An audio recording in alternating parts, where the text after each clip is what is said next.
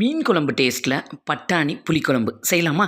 பட்டாணியை full night நல்லா ஊற வச்சு எடுத்துக்கலாம். வாஷ் பண்ணிவிட்டு குக்கரில் சேர்த்துட்டு கொஞ்சமாக தண்ணி, உப்பு, ஒரு 1/4 டீஸ்பூன் மஞ்சள் தூள், நல்லா ஒரு 4லேருந்து 5 விசில் விட்டு எடுத்துக்கலாம். இப்போ ஒரு மிக்ஸி ஜாரில் பெரிய சைஸ் தக்காளியாக 2 தக்காளி, 8 சின்ன வெங்காயமாக அரைச்சி பேஸ்ட்டாக எடுத்துக்கலாம்.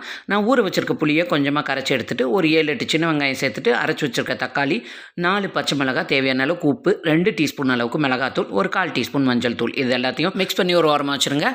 இப்போ ஒரு பேனில் கொஞ்சமாக ஆயில் எடுத்துகிட்டு 1 டீஸ்பூன் ஜீரகம், 1/2 டீஸ்பூன் வெந்தயம், 1/2 கப்பு சின்ன வெங்காயம், கொஞ்சமாக கறிவேப்பிலை போட்டு வெங்காயம் பாதி அளவு வதங்கட்டு. இப்போ கரைச்சி வச்சிருக்கிற இந்த புளி கரைசலை இதோட ஆட் பண்ணிவிட்டு வேக வச்சிருக்கிற பட்டாணியும் இதோட சேர்த்துட்டு நல்லா மிக்ஸ் பண்ணி விட்டு ஒரு கொதி விட்டுறலாம். நல்லா கொதிச்சதுக்கப்புறமா ஒரு 3/4 தேங்காய் அரைச்சி வச்சுருக்கேன், அந்த பேஸ்ட்டை சேர்த்துட்டு தேவையான அளவு தண்ணி சேர்த்து தேங்காய் நல்லா கொதிச்சதுக்கப்புறமா கடைசியாக தேங்காய் ஊற்றி ஸ்டவ் ஆஃப் பண்ணிடுங்க. சூப்பரான மீன் குழம்பு டேஸ்ட்டில் பட்டாணி குழம்பு ரெடி. நல்ல சூடான சாதத்தோட இந்த குழம்பை ஊற்றி ஒரு அப்பளமோ அல்லது ஆம்லெட்டோ வச்சு சாப்பிட்டு பாருங்கள், சூப்பராக இருக்கும். வீடியோ பிடிச்சிருந்தா சப்ஸ்கிரைப் பண்ணிடுங்க.